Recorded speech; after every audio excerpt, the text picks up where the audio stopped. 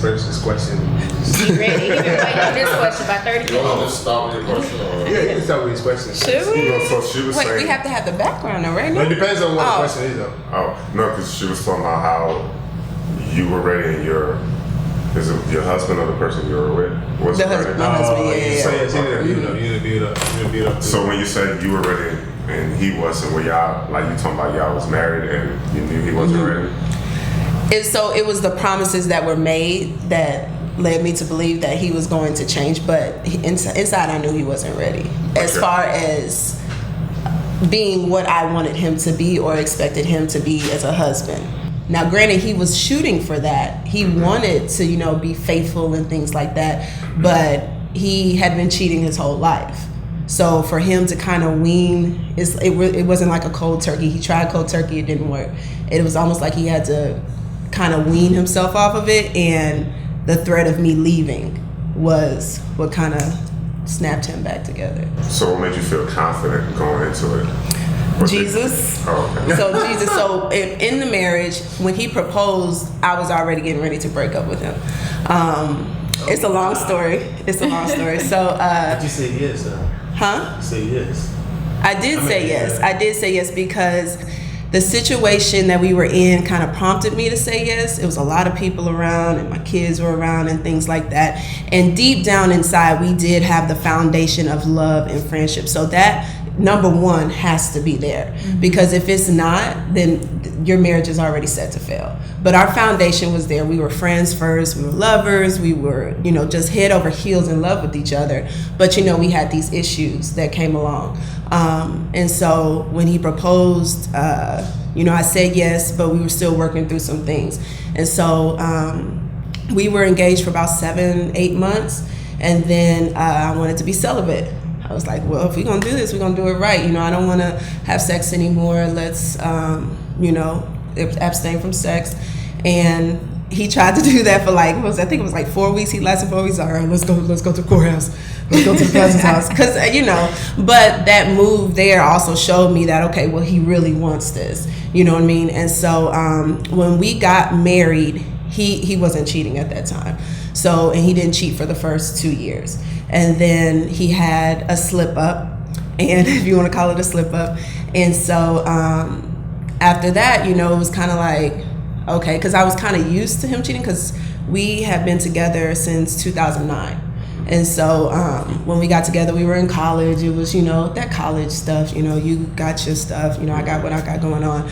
So that was kind of like the history of a relationship. So it wasn't anything that was new to me. It was more that, okay, well, we're in a different level right now. You're not going to be able to do this all the time. Like, you can't just cheat him, more, I got my ring, we got kids, stuff like that.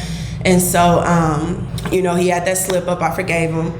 He had another slip up, I forgave him. And then this last one, I was completely done. And I had my ring off. We, talked about that earlier. You see the lady with the ring off.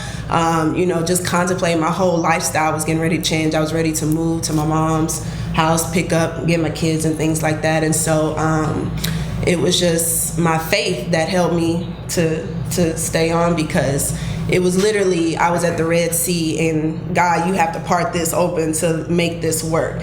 And genuinely, I knew that he was not trying to hurt me.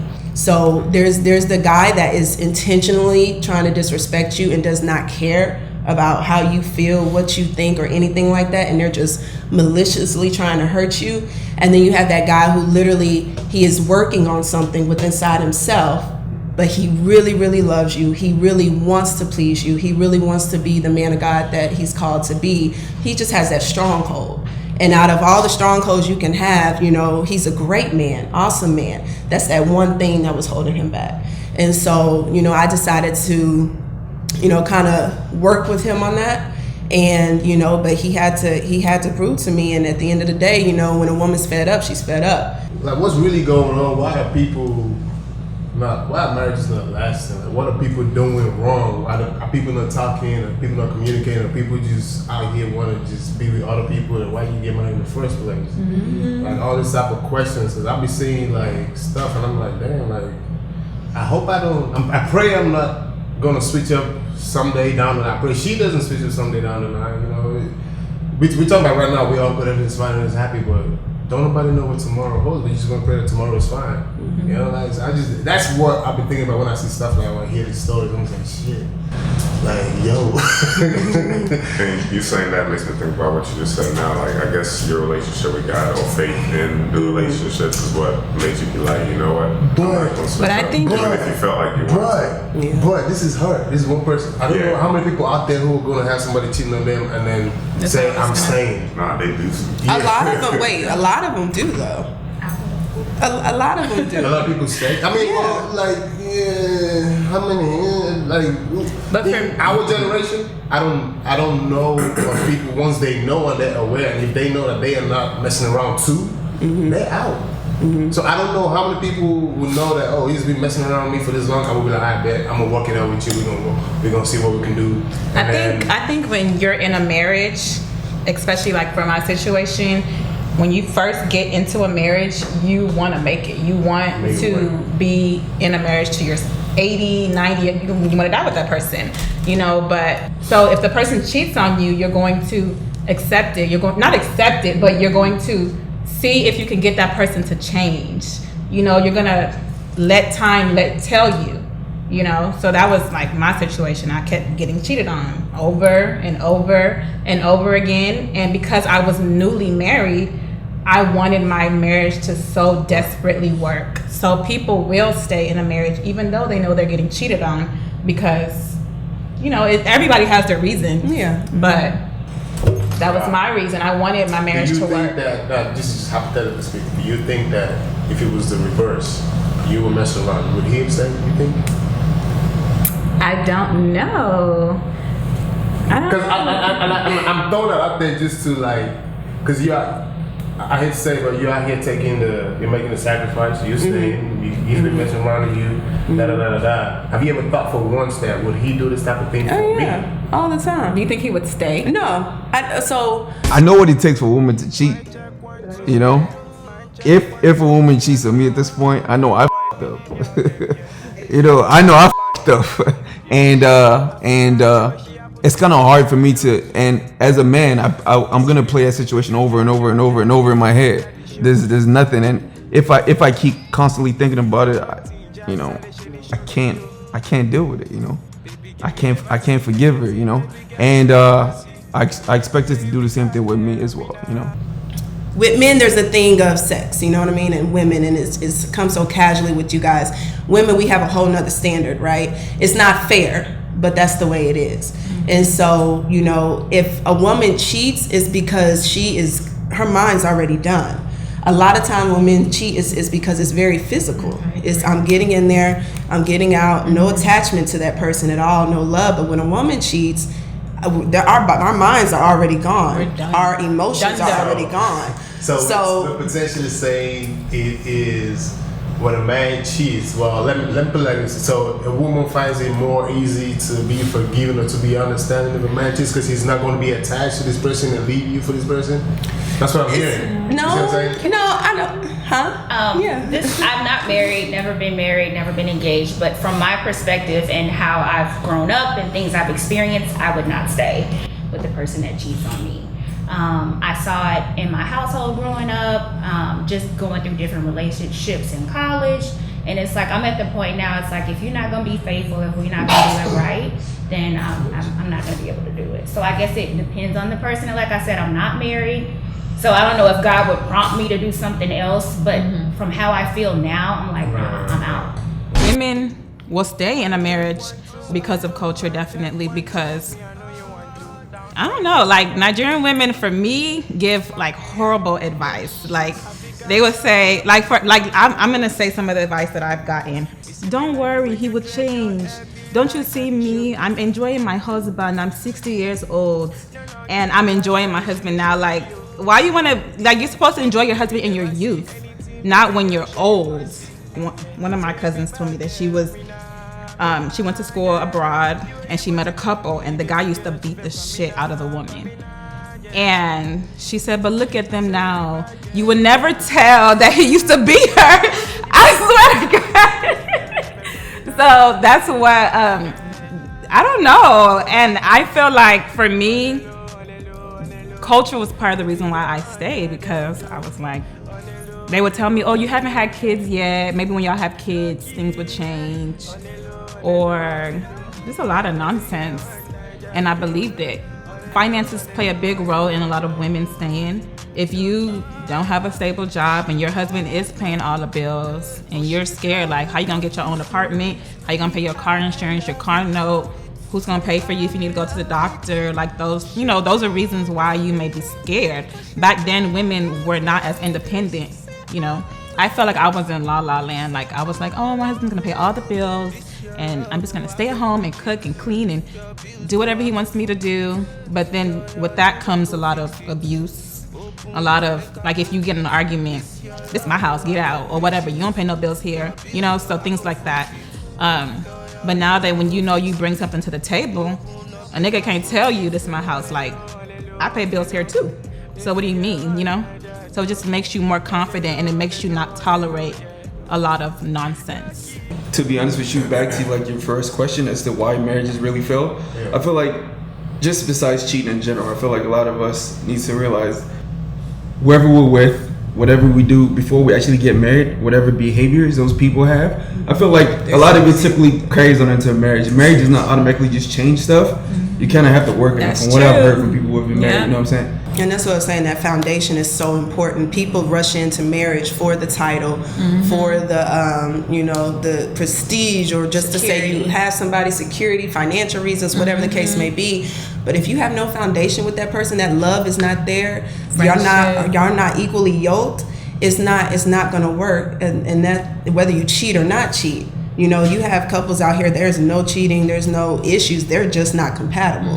I'm hearing what you're saying, but at the same time, I'm just trying to be real and realistic in today's world. Like, fine, you're equally yoked, you're perfect for each other, but he's cheating though, she's cheating though, or they're just not changing their old ways of just being emotionally abusing somebody, or, you know, those type of things. But you're equally yoked though. Would that get you to stay? So do you believe people can grow? People can grow, but people can still be petty as and still do stupid shit. No, I'm just being real. No. It's true, but I think that goes back to like the core foundation. Nobody can change a person but that person and God, from my perspective. Like, that has to be something that they have to make an effort to do. If it's something where the person isn't making a conscious effort or isn't relying on their faith to help them change, they're not going to change. So at that point, you have you're to in know. a marriage. At that point, you're in a marriage. Like, what are you doing? Are you staying? Well, the thing is I can't marry somebody that don't have the same belief system as me. So if we are on the same page, we have the same belief system, he's making an effort, then that's different versus I just jumped in, we don't believe the same, we don't have the same foundation, then it's screwed from the beginning. So it just all depends on what you're starting with. Yeah. So if you were in her shoes, you said you were. If it was this just me personally, I would not have. You would not have. Just based on how I was brought up, different things that I saw. Like, I can't say what God told her or what her relationship is like, but for me personally, I would not. I think it just depends on the person. I'm not gonna say all millennials because I can't generalize. Just like I said earlier, for me and my experiences and the things that I've grown up with and the things I've been through, I just have like a zero tolerance for it. I know where I'm going, I know what I want, so it's like if you're gonna step out and act foolish, then you can do that on your own. And that may be a mindset that a lot of millennials have adopted, especially women being able to be independent and move up the career ladder and start their own businesses. So it's like the tolerance is a lot less than what it used to be traditionally. So what's in this foundation? Like, what is the bond that's really keeping y'all? Like, It's just that love. First of all, is that God, we both are Christians, we both believe in God, and that's what drew me to him in the first place, was his, and I was called his childlike faith. Like, he was like a kid in Superman, like that's how God was, and I just admired that so much. I admired his drive, you know, his vision, like his work ethic, you know what I mean? I just, and he was cute, so, you know, that's a plus. You know, you have to be physically attracted to your spouse, and so, you know, all those things combined, just the things he did for me, you know what I mean? Things I was willing to do for him. I'm like, oh, Lord, what you do, you know? Do you think that kids played a part to it? The what? Do you think the kids played a part to that? Kids? No, because I was ready to leave and I was ready to be a single mother. Because one, my mom did it, you know what I mean? So the first time, or I wouldn't say the first time, so the time where I was done and I was getting ready to break up with him and he came back and then proposed, I was ready to be a single mother. I'm like, okay, well, shoot, we used to this, right? You do what you do, I do what I do. We'll just figure out, you know, what we're gonna do with my son, and that's it, you know. And so it wasn't like I was looking at my kids like, oh, I'm doing this for the kids. I wasn't, because, and that's what I'm saying. You got to be careful who you got kids with too, because you don't want to marry a nut and he's, you know, I'll kill the kids, type thing, you know. And so, and these are real life situations you got to think about when women get in a relationship with a man, and men are emotional. Y'all are so emotional, and so you know, Emotional. Okay, so y'all are, yes. You don't think so? I think we're prideful more than anything. But it's contained. And so when you are ready to lash out or let it out, it just comes full force. I think that's true. There's no talk. We of course talk and cry and things like that and getting out. Y'all are a complete shell, holding it in, and when it comes out, it comes out. I feel like you gotta know. I feel like personally from personal experience, I feel like I don't care how strong I say I am or how like I don't want to break down.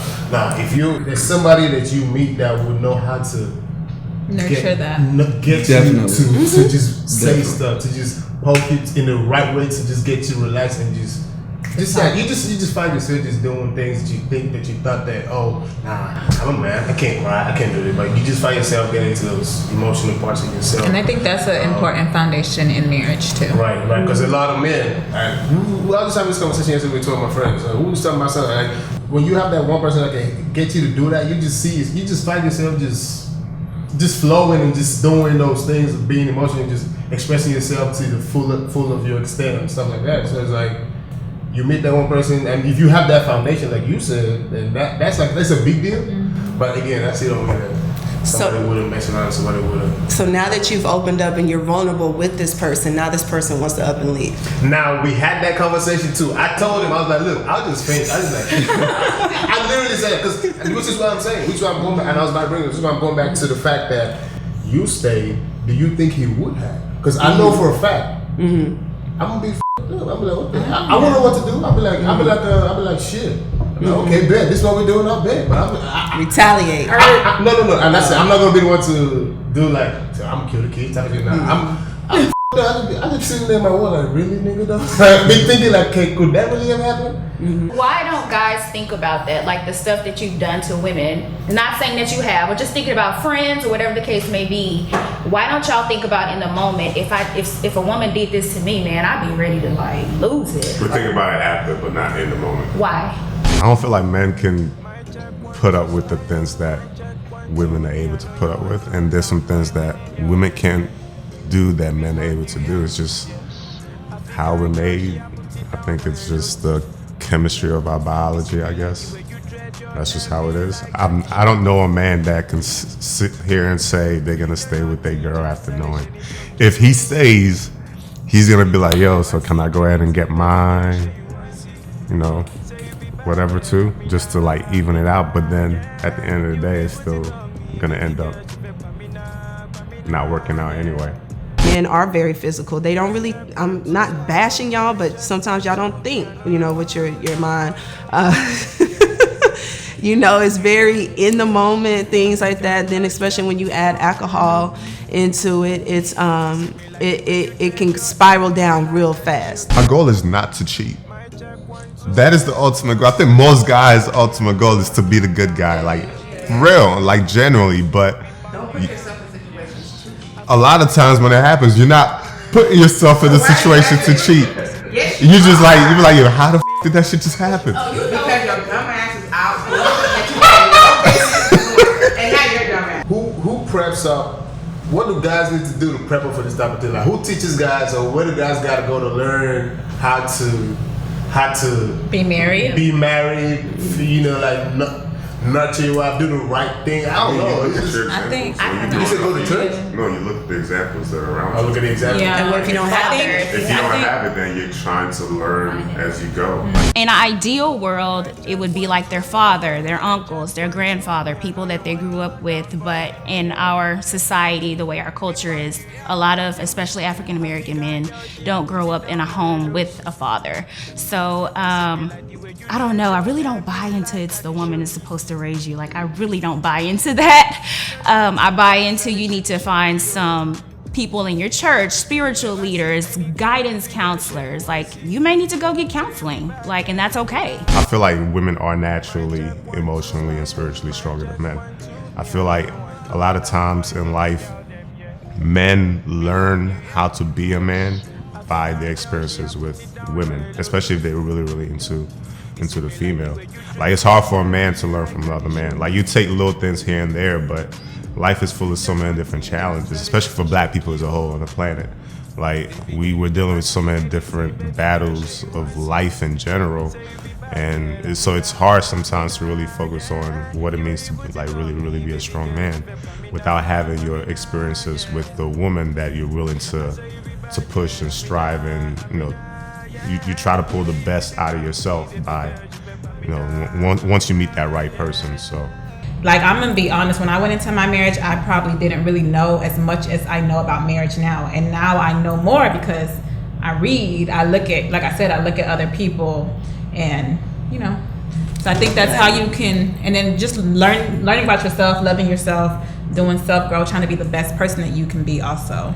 And I think also when you look at successful marriages, don't think that they're perfect, because even the people that have been married for 67 years, if you sit down and have a conversation with them, they will tell you all the dirt. There was one situation where there was a pastor of a church, they've been married for about 30 years, and the husband was cheating on her for 15 years. Wow. But you would never know, you know what I mean? And I think that's one thing as millennials, like, when people ask me about my marriage, that's why I'm so open about it, because you go in blindsided. People think that, oh, this is about to be perfect, we're gonna do this, oh, you just gonna change, you're gonna be able to do this, and that's not the case. And if somebody would have sat down and told both of us, they suggest marriage counseling, but that's just like the prerequisite. They don't actually get into after year 1, hardest year.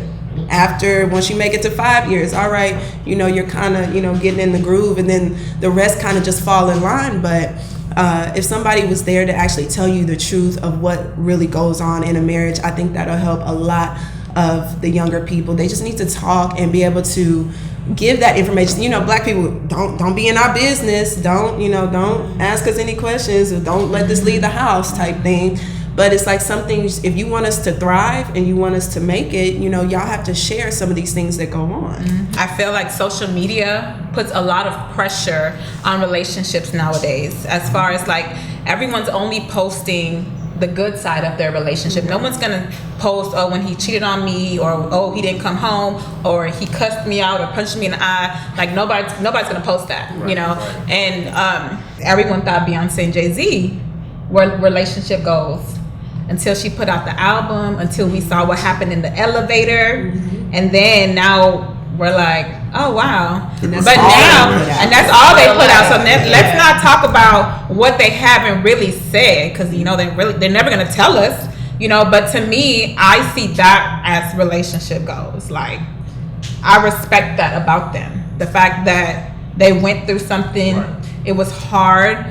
I'm a huge Beyonce fan, so when I listen to her music, I can hear that they had a rough patch for years, like not years, but maybe 2 years or whatever. And now it took them a long time to get through it. So I really respect that. I think that should be relationship goals based, like like what you said. We need to talk more about these things so people don't have these crazy expectations and think that, oh, I need to be in love with my husband every day. My wife needs to be cooking for me every day. Her body's not going to change after we have kids. If Bernice Burgos can have a baby and still look like this, my wife needs to look like that too, So I think that it's really important that we talk more on not so positive part of marriage. The way I met you is kind of how we should stay, you know what I'm saying? Because I'm a healthy believer in going to the gym. I go to the gym.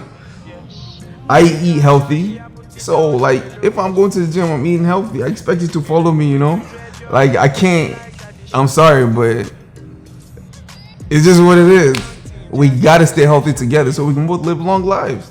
I set an example, and I kind of guide her as well. So we both are on the same page as far as that goes. And I know, you know, when women have kids, things kind of change a little bit, and I expect that, you know. But at the end of the day, as long as we both make an effort to try to stay healthy and live healthy, I think we'll be good. So you're engaged. Yes. So how long did it take you to ask her the question? How long were y'all dating? What was the process? How did you know? All right, so we basically dated right now we've been dating for about 3 years. I proposed to her like 2.5 years into the relationship. Okay. I kind of knew though, like when we first started dating, that she was gonna be the one, but I just had to go through, you know what I'm saying, go through the process where, you know. What's the process? What did what did you know about her? What was it that made you know she was the one? And then talk about the process. I was doing things that I normally don't do, because like these days you can be in a relationship with a chick, you can break up, the next day you're with another girl. You know what I'm saying? It's so easy these days. But like with her, whenever we would have a disagreement, you know, whenever we wouldn't see eye to eye, I always wanted to like work it out. I always wanted to put in the effort to make her happy, you know? And just little things that she did around me was kind of like what made me know, oh damn, like she actually cares about this, you know? And I had the same feelings towards her. So that's when I started to know like she might be the one. But like as our relationship progresses, went through different trials and tribulations and all that, like it made us stronger as a unit, you know? We worked together in a lot of things. We didn't just say, oh yeah, nah, I'm not feeling this anymore, let's go, like I'm out, you know what I'm saying? Which is very easy these days. So I feel like that's kind of what made me do that. So and the reason why it actually took me that long was because I know what kind of woman she was. So I had to like save a lot of money too for the ring, you know what I'm saying? That's like, so I had to make sure everything was right. I did it the right way. Took her to where she wanted, you know, one of her favorite restaurants. Took her on a trip. She didn't know where we're going. I did all that just so I can, you know, propose to her. So I feel like that's kind of how I knew that she was the one, you know, or that she is the one, I should say. Yeah. Mm-hmm. And before that though, I'd taken some time out from my past relationships to get to know myself. Mm-hmm. I kind of knew what I wanted, you know, and I got to know what triggered me and what didn't. So when I got in a relationship, I was kind of conscious of those things as well, you know. Like I was more open to communication, because beforehand, if I would get upset or something, I'll kind of like just lock it up and just like I really didn't have to deal with it, because it's like whatever, she leaves, it's somebody else. You know what I'm saying? But with her, I kind of wanted to work it out, and that's me being single. I was able to like go through that process and realize these are the things you kind of have to do to be in a long-term committed relationship. So. So I think one point I took away from you is that you actually had some self-growth before you entered a relationship with her. Definitely. So it's not necessarily like, I feel like sometimes it could be any girl, but sometimes it has to be the right girl at the right time. Mm-hmm. That's a huge thing too, because I've also dated women. If she would have came in your life before you did your self-growth, it wouldn't have worked. Exactly. Yeah. Exactly. How long did it take for you to propose to her? Yeah, money is very, very important. It definitely is. Back to the topic. Money, no, I'll be real, because again, like y'all don't want no low budgets. So now we're back at the topic of I have to be ready before I can. I don't care how awesome you are, how perfect you are. I need to be ready before. That's not true though. That's not true. What's not true? That it's got to be high budget. No, not necessarily high budget, but still it can be low budget. Am I lying? Thank you. It can be low budget. I'm being real. If I came up to you with a $600 ring for Walmart, you gonna like it? No. Thank you. Okay. No, I'm just being real sometimes. But at least give her confidence to know that is what you're reaching for. I think that's the thing. Men are not clear about, I want to go there with you. I want to do this with you. It's here's the deal. When you say men are not clear about, I'm not flying with that, because men know. I put myself, for example. You just know who you're with. Y'all be talking in our ears. Y'all have a way of throwing stuff in our ears to let us know where you're at as far as what you like and what you don't like. So when you do that shit, who am I to come and meet you and be giving you something less than that? Does that make sense? So she's giving you her expectations. You already know, like she don't even have to tell you directly, but you be having conversations. You're like, you see the reaction she gives you to certain things. You be like, okay, I know I can't do this. You had to come correct. It's just those things. You're like, shit. Okay. But do you like? Okay, let's say if her expectation was a $30,000 ring. That one, and you did it. That one, they will not be like, okay. Auntie, stop it. So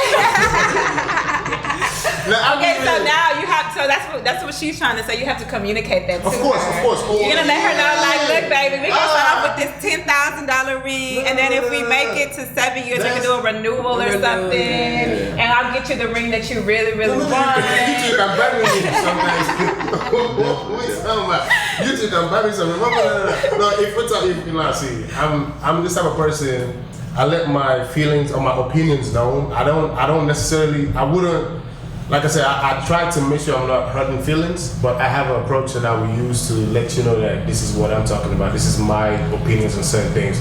Because, example, you tell me $30,000, I'm like, this is that is a lot of money. I mean, I hope you understand that. Because for real, like if you tell me you're not understanding, I'm like, I bet. I guess we Definitely. We have to re-understand this dynamics. I mean, it's just that's just like I'm not Bill Gates, you know.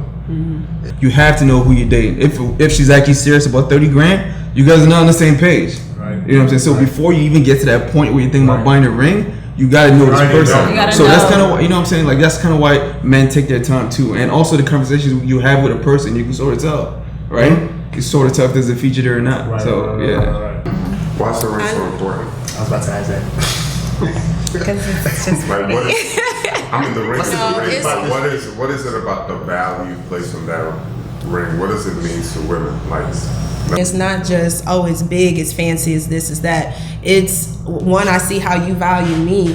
You know what I mean? When you actually work for something that you think that I should wear. You know, it's not like you know, a little, like you said, Walmart ring or anything like that. Now, if y'all are cool with that, that's fine. Some people, you know, have, you know, the small rings or whatever and are completely happy because that's how they meld. It's like she said, it's your personal preference. If y'all, you know, gel together like that, then that's how it works. I want a 4-carat ring. But that is not my priority. Like, I want, of course, my foundation is before I get that 4-carat ring, I want to make sure that I have a healthy relationship with whoever I'm gonna marry. That's the most important. Like, the ring is not even gonna come if I don't have that. So I come from a single mother household. So I was always taught, you know, you don't need a man for anything, you know. So that was my downfall. I had to learn that I actually needed to take a step back and stop trying to outdo him in everything. You know, we have this culture where women are, you know, this, that, and like you say, F men, we don't care about men, we don't need men, and that's damaging our core system. We need men. We need y'all to be the head. We need y'all to be the leader. We're the neck, you know, so we gonna, you know, guide y'all, but I need you to lead me.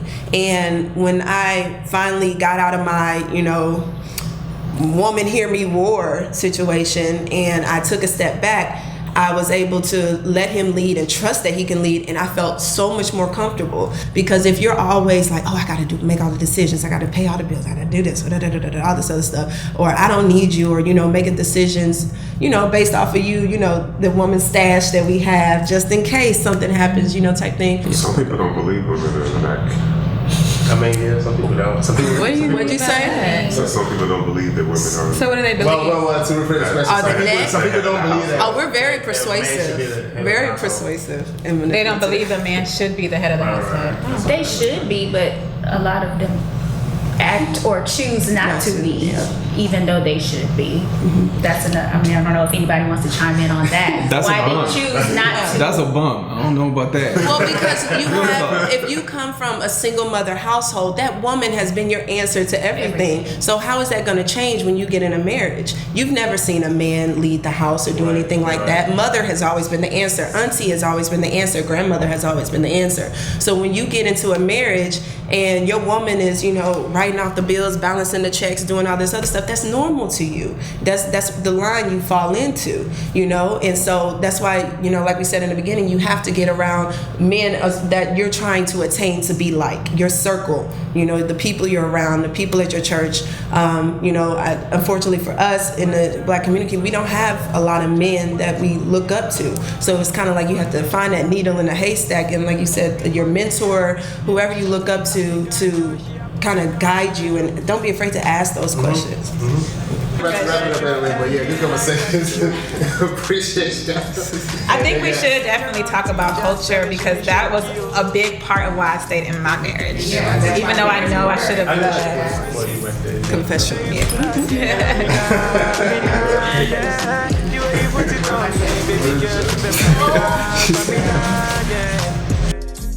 I saw you be bad girl, Amina, yeah. The way you put it on me, baby girl, you make Amina, yeah.